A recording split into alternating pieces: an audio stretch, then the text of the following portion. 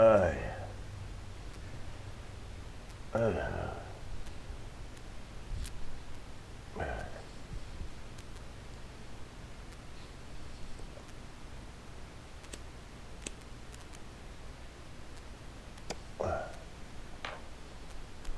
and we're live. Hoffers, Tass, away to Kansas. Hoff stream. Today is Wednesday. Hold on. Thursday. Thursday, 5/26. Who's got a birthday today? This is my son's mother. She's German. Fraulein Wilhelmina. Happy birthday, Wilhelmina. She's May 26th. A lot of special people I knew were May birthdays. May 26th. I got a whole bunch of. I'm April 18th. A whole bunch of people in April of May throughout my life. Those always, and March too. Those 3 months always got my attention. Seemed like I always made special connections with March, April, May people. Everybody really. My parents were Januaries, but oh my God, have you ever run into someone who was born not just your birthday, but the birth year? I've run into one woman that was born on the same day as I. I about screamed. I insisted she show me her Kansas driver's license. Yep, sure enough. God, what is the universe telling you when something like that happens? I don't know. Pay attention.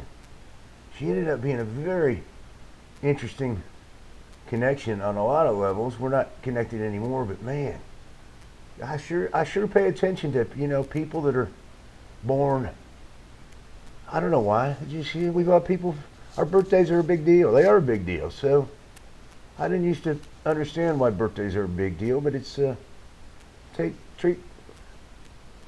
treat your loved ones very special on their birthday. I never really understood gift giving and how, because I didn't live from my heart. Now I live from my heart, and gift giving is incredibly important to me to demonstrate how I feel about my people. All right, so man, if you're not living from your heart, birthdays won't mean a thing to you. They'll feel like a burden. They'll feel like, I'm expected to go out and perform, to pretend like I feel like giving this person a gift.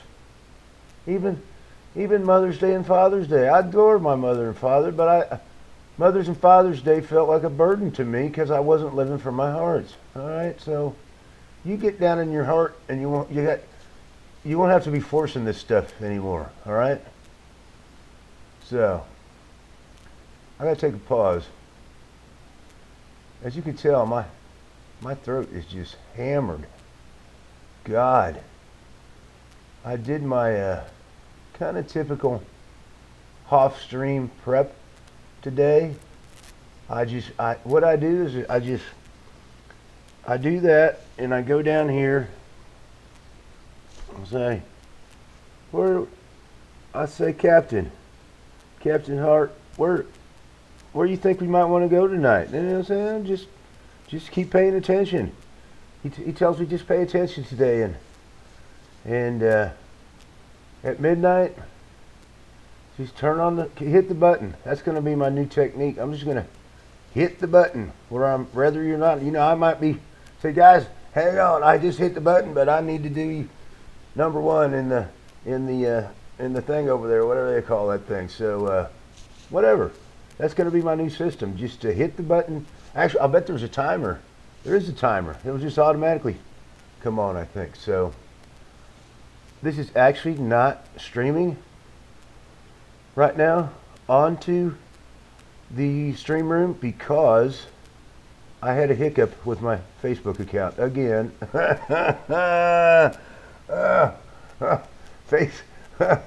Facebook is Facebook and I are in the middle of a battle.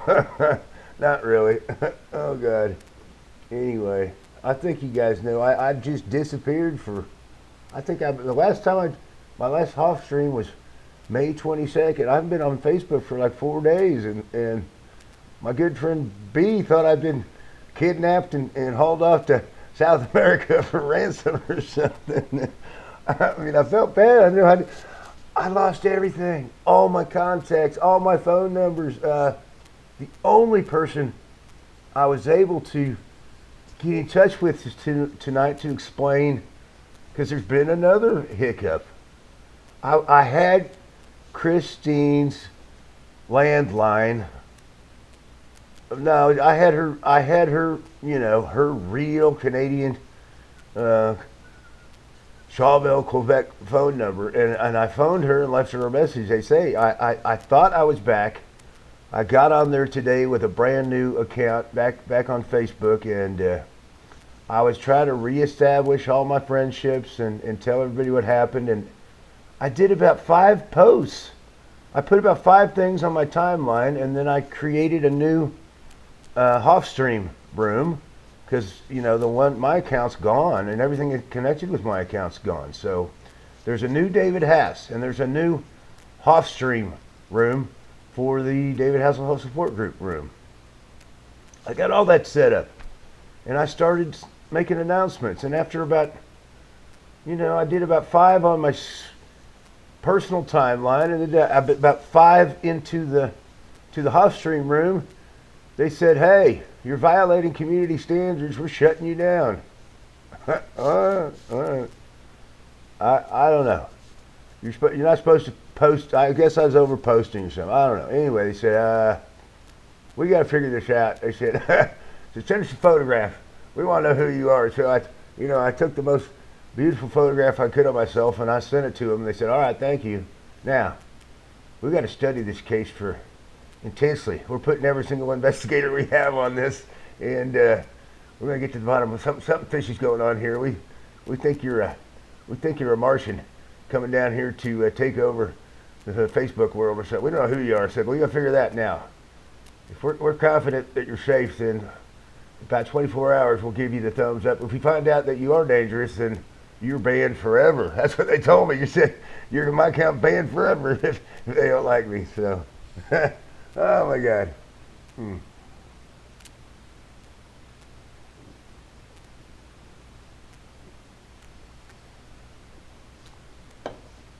So, Christine is letting you guys know that I appeared to be back for about an hour this afternoon. I had reestablished about 20 friendships and did a couple of posts, and boom, I was locked out again. So nothing but funny. Oh God. I think I was gone for 4 days, and people were worried. I made good friends in there. I love you guys. I like the room. Damn. Well, and then I kind of freaked out, because after I had reestablished, I just gave up. I tried to reactivate. I don't know what happened to my other account. All right, doesn't matter. I probably screwed something up. You know what I didn't do is get mad about it. I just when stuff happens, you know what? I think anger is okay. Anger is actually absolutely okay, because that was a problem in my family. We didn't feel. Anger is a very legitimate emotion, very useful, but it gets a lot done. It's a wonderful tool, actually. I call it righteous fury. You're really mad about something that needs to be corrected. Okay. Now, I didn't let my anger. I started to get mad. I was mostly confused and bewildered. And I went, "Captain, what do we do?" He said, "Let's just sit here for a second. Sit here." He always says, "Just sit here and calm down, shut your mouth. Sit here, close your eyes, calm down." So, they told you First they said you're temporarily. First you read carefully everything they tell you. If you get mad initially, you can't concentrate. You can't even read what they're trying to tell you. So they said, okay, we're temporarily suspending your account because we think you might be violating community standards. So we're just going to stop you for right now. Then they said, all right, we thought about this. What we need from you is a new photo of you to see that you are who you keep saying you are. So I got a brand new photo. I didn't go digging around trying to find, how hard is it to get a new photo of yourself? It's gotten so easy. So I just got in, turned on all the lights. I said they want a good photo, not some crazy shadow. I got good lighting, got focused, and did a selfie. And I downloaded it to my desktop where I like to do all my productive work. I don't like working from the tool, from the smartphone. Smartphone's wonderful to collect things, but I can really be productive on my big screen here where I got more room to work with. So I do all my administrative work at the desktop here. So I got that. I downloaded it. It's up in the cloud on Google Photos. I did the color corrections. So it looked a little better. I saved that copy, and then I learned how to use the software. God, and it doesn't. It's not that hard. It's not brain science. Learn how to use Google Photos. If you're in the Apple ecosphere, there's even easier. But the Google ecosphere is almost as user friendly as the Apple. I've never used the Apple ecosphere. I know it's incredibly well executed, and someday I'll learn. I don't want to juggle. I'm just going to stay with what I started with, and the Google stuff. God, I started with the clunky software that IBM compatibles had originally. God, it was bad compared to the Apple stuff, and I knew it was bad, but I said, yeah, but only about 10% of the world, the creative community, and they all use the MacBooks and the Apple world and the iPhones, and plus I'm a cheapskate. God, all their equipment is too pricey for me. I said, I'll do the extra work and use the competitor. So I've just always used Google. I know how good. My son uses the whole iPhone ecosphere, and he knows both of them because he started out with the IBM compatible stuff, the Google stuff, but he transitioned. He said, "No, I'll never go back." Of course he won't, because it's better, the Apple stuff. So.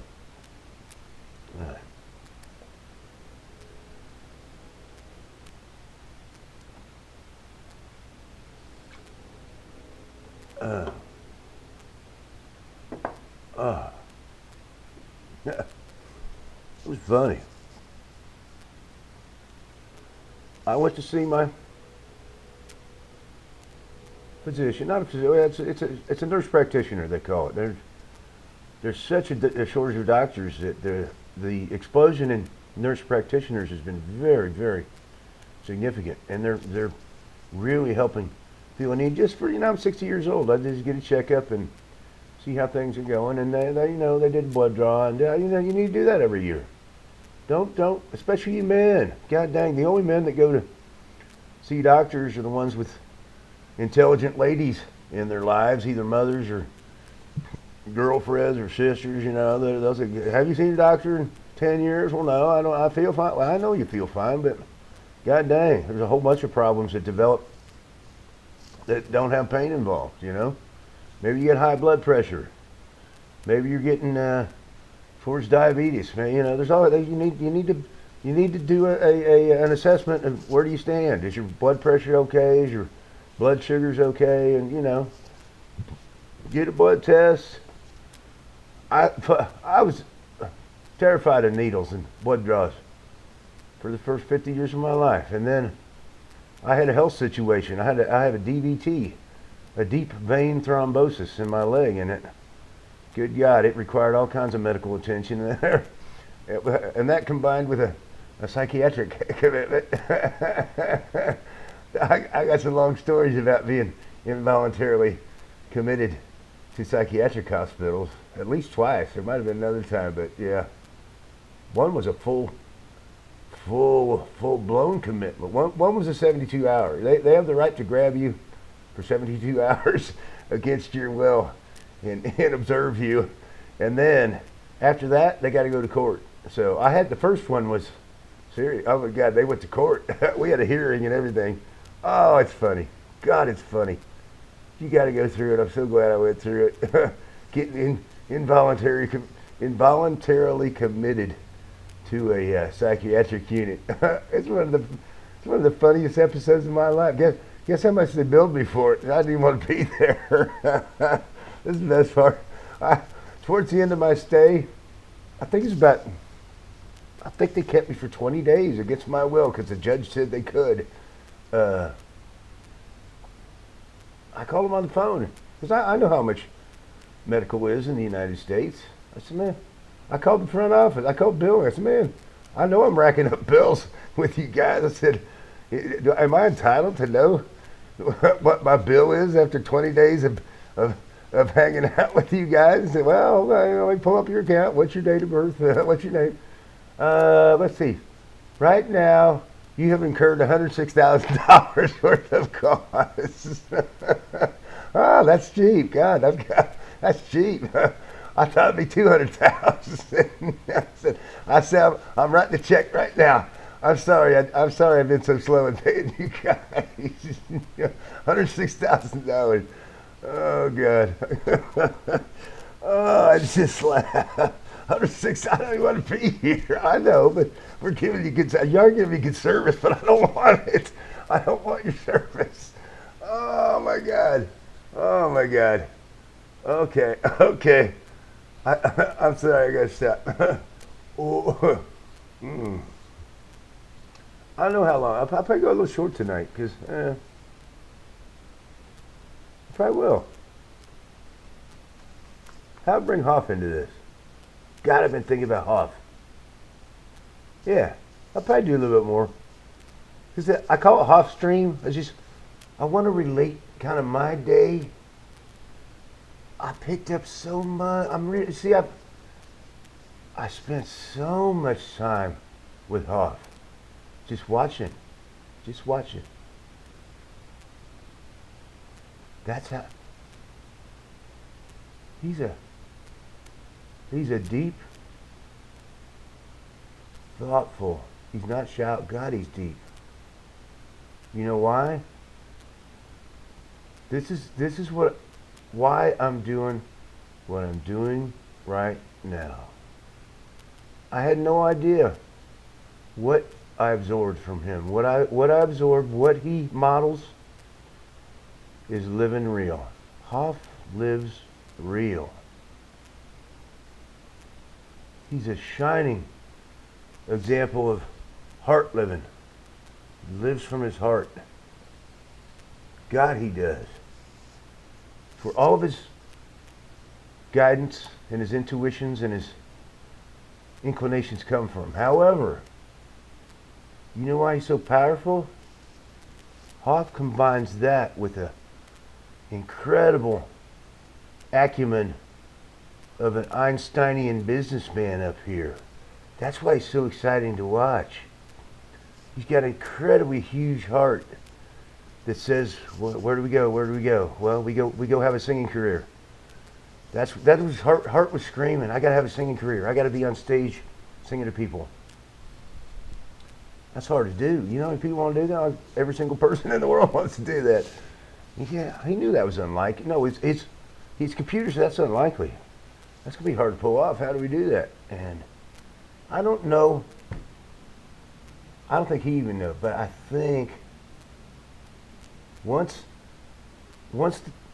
Captain Hart and Professor Einstein got together on that project, all I know is I want to be singing, performing, expressing myself in front of people with song. I want to sing in front of people. That was it. You know, it's both avenues. He wanted to be he wanted to be on stage at 8 years old as Peter Pan, or in Peter Pan, and he also wanted to be singing, and he didn't know what he wanted. You don't have to know. He just knew, I want to be in front of an audience expressing, whether it's performing, acting, or singing. I love it. I love it all. He knew he wanted that. So that was his kind of vague guidance for Captain Hart. You need to be out there expressing yourself in front of people. I'm not going to tell you why, because who cares why?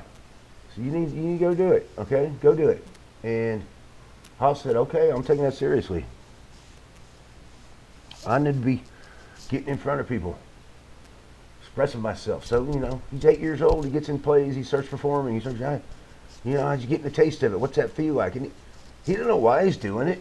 But I think when the heart tells you to do something, but my heart told me, you get your ass on a movie and film sets, because I desperately wanted to know what that felt like. I knew that was the reason. I wanted to know what it felt like to be in the middle of an environment that cranked out a movie or a TV show. Because my imagination was, is that just, does somebody pull out a pocket cam and they go and, Tom Cruise shows up and they shoot for a few minutes and they have a movie? No, I didn't know how complex it was. Good God, you'll freak out if you knew how complex, how much manpower and money and passion, and good God, it's the passion of artistry. There's people that want to express themselves through the art of film, the art of television. I really feel the combination of Gregory J. Bonan, Douglas Schwartz, and Michael Burke. I think it started with Greg Bonan, because he was a lifeguard. He said, God, he had a vision. Man, I want to tell the stories I've lived. These would be such good stories to share with the world. Greg Hart told him, we got to share this. We got to share these stories. These are heart stories, saving lives. Good God, why hasn't nobody? I bet he was confused. Why has nobody ever done a lifeguard show before? We've had all kinds of ambulance shows and police shows, and people being rescued. But why not the lifeguard world? We never had a lifeguard show. That was Greg Bonan's Captain Hart speaking, and good God, I don't have a clue all the arduous process that Greg went through to do something as difficult as get that heart whisper onto a network TV show. I guarantee you that the passion that was in his heart is immeasurable. Yeah. Hey, Greg. He's a good guy. God, he's passionate. You look in his eyes and he's a shiner. He just shines with excitement. His dad, rest in peace, he served at Normandy. I think his dad was a medic. I think his dad became a doctor. Maybe I may have that wrong, but when was the 50th? 94. It was the 50th anniversary of D-Day, Decision Day, storming the beaches at Normandy, and Greg's dad, can't think of his name. He came out and said a lot. His mom too, and Debbie. Debbie's his sister. Debbie's married to Doug Schwartz. Oh, it's a cool family. He went over to all the memoriams and all those valiant warriors that gave their lives up at Normandy, and I think Greg's dad was right in the middle of all that, and luckily survived or had to treat all those dying men. I don't know. It was a very, very pivotal experience in Senior Bonan's life, and I got my attention because I'd never paid attention to D-Day. I was too young to know what a pivotal time of history that was. You spend the rest of your life studying World War II. God, it was such a dramatic worldwide drama, and God, Greg was so proud. His dad was involved in that, saving lives, I think, and he was heading over there. He was about to head over there for for all those 50 celebrations. So God bless you, Greg Bronin, and your dad, who I think was a medic or a doctor. I know he's heavily involved in just the right time frame to be a foot warrior in that conflict. So yeah, God, there's a lot of good high character people on Baywatch. Crew, Cass, Hoff. God, that was a tight unit. That's why we stayed together for so long. That's why we cranked out such a family-friendly, wonderfully well-told stories. You know, it's a good show. The critics, the sniffy, snobby critics, can say whatever they want. The world loves Baywatch because it's nice, family-friendly, heartwarming stories, real stories about real human struggles. Okay. All right, I'm worn out, guys. Good to see you. I'll sign off in a minute. Hoffers, Hass. I'll be back tomorrow. Now this isn't live because I'm not on Facebook, but I'll throw this up there whenever I get access back to Facebook.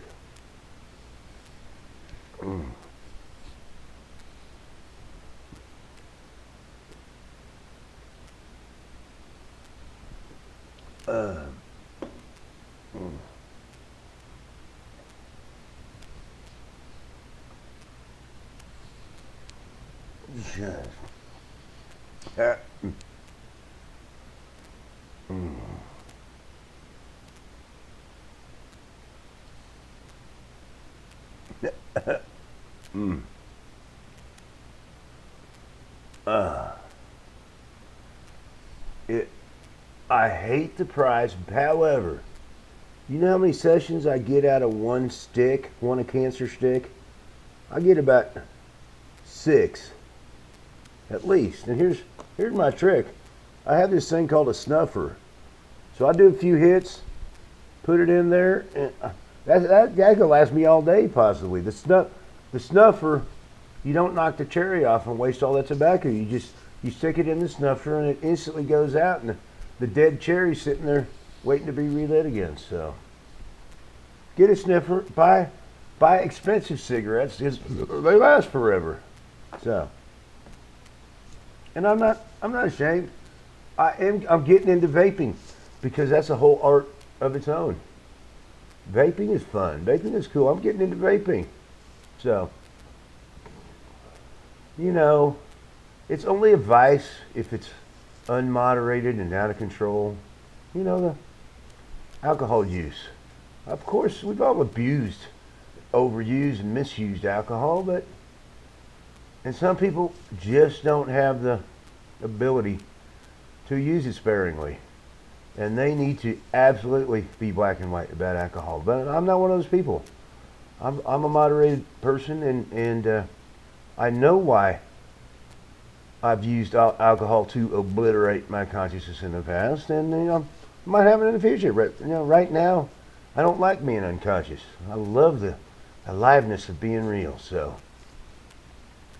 this is a Hoff stream. It's all about being real. Be like Hoff. BLH. Be like Hoff. Heart, optimism, family, fun. Hoff lives that. He represents that. Heart, especially. God, he's got heart. Mm. Mm.